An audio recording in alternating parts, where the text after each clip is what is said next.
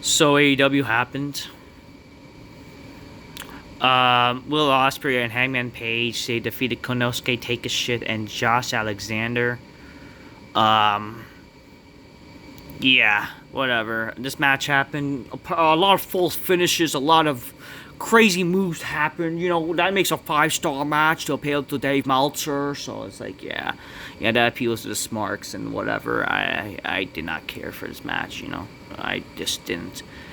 Top 5 said how they're gonna get some from MJF and how they get revenge. How MJF is just a sneeze, but whatever, and then how it's gonna lead to them challenging the Herb Syndicate for the tag titles, and they will dethrone them, whatever. And then Dustin Rhodes tells Top Flight that he and Sammy Guevara will be watching very closely to see which are the best. Like, wow, Sammy Guevara has not been around for like God knows how long, and now he's like the tag. I don't get this shit, and I don't care. Like, holy fuck! Like, what is it gonna lead to some shitty? They're gonna get the consolation prize basically. Like, if they can't beat the Hurt Syndicate, but they're gonna face Goldust and Sammy Guevara. Ricochet defeats Zack Gowen. So Zack Gowen's first match, and like I don't know, and Zack Gowen, like the Zack Gowen. He literally had a match against Ricochet and he loses. After the match, Ricochet continues to attack Gowen and takes him out with a punt kick. Whatever. I just did not care. The Hurt Syndicate defeats Top Flight. After the match, CRU and the Sons of Texas are arguing. I don't give a fuck. I just don't care. MJ proposes that they will face off at Collision, then the winners will face that Double or Nothing. I don't care. That's like a fucking...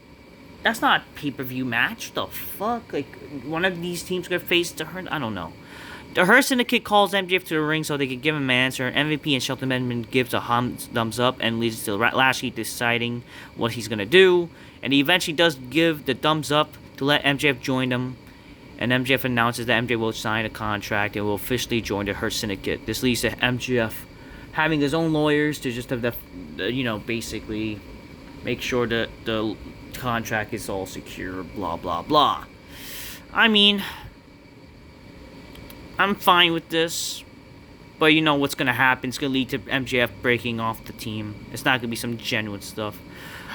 Sky Blue is black, back. I don't know. It's your typical dark, dark character shit. I mean, she was better just being not dark character. Mina Sakura or Shikara defeated Timeless Tony Storm, Sky Blue, and an AZM in a fatal 4-way pointless championship eliminator match. And now it's going to be Mina Shirakawa versus Timeless Tony Storm. So they pinned the I don't know what are they doing. She came out also with a shitty theme, and they had to transport back to the old theme, by the way. I don't know. I don't know why is this happening. Like, a way to ruin Timeless Tony Storm, just having her just look like, again, you're doing a dumb fatal way, and she loses, unfortunately, to a person who's not in AEW. AEW pays tribute to Sabu. Taz gets emotional. He says how he faced like a badass. How Sabu was Aura before Aura, and he will miss him. Definitely a darn shame. Rest in peace, Sabu. I like the little tribute by Taz. Daniel Garcia tells Nigel McGuinness that they had enough of FTR, proposes how they should team up and face FTR Double or Nothing. Shortly Halfling interrupts how, they're not there, but how they are, you guys can't defeat FTR. You guys barely eat hepatitis or whatever. And then eventually the FTR shows up, they attack them, but then we see Nigel McGuinness. So this is going to be our little thing at Double or Nothing. I don't really care. This is not TV shit. Oh yeah, how can I forget? This show is called Beach Break, by the way. But it's gonna continue Collision, even though who the hell is gonna watch and care? Who is this fucker? So yeah, that guy, I don't know, A-Kid or something. I don't know, Gabe Kid? Why is he called Kid? I don't freaking know. Anyways, Samoa Joe loses to Jon Moxley in a steel cage match for the the title, whatever. It was a fine match, but then it all led to like the Kid guy. Oh, so it was like brawl outside the cage, and then the Kid guy, I guess he joined the Death Riders and gave Moxley the championship briefcase, whatever, and hits Joe and pins him. Or I don't know. I didn't really care. I just thought that was, the match was fine for a cage match. But then the main event, then we see the Young Bucks. They take advantage of the cage. They brought it down, leaving with Kenny Omega and Samoa Joe trapped in the cage. And we see Swerve coming out. And he literally climbed the cage and was able to take them out. Like, so what? We see, they stop certain people from getting in the cage, but they couldn't stop Swerve. Like, where is the logic of that? Where is the continuity of that stuff, right? But whatever, Swerve, I guess, they have a hard-on for Swerve. They want to try to make him seem big time for God knows what reason. I lost respect for Swerve, what he said about Booker T.